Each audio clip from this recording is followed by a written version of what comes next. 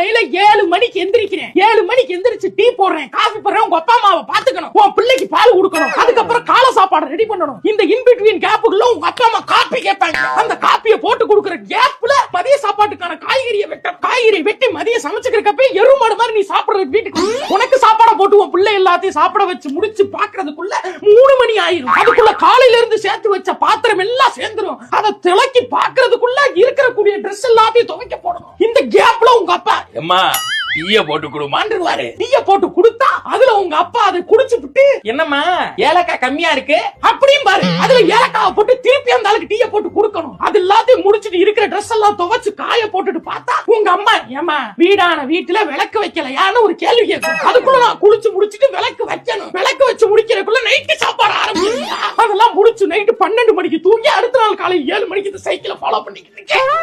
என்கிட்ட வந்து நீ கேள்வி கேட்கிறியா? நீ நான் சும்மா இருக்கணும் சொல்லுங்க. நாங்க சும்மா இருக்கமா? பெண்கள் ஒற்றுமை ஓங்குக.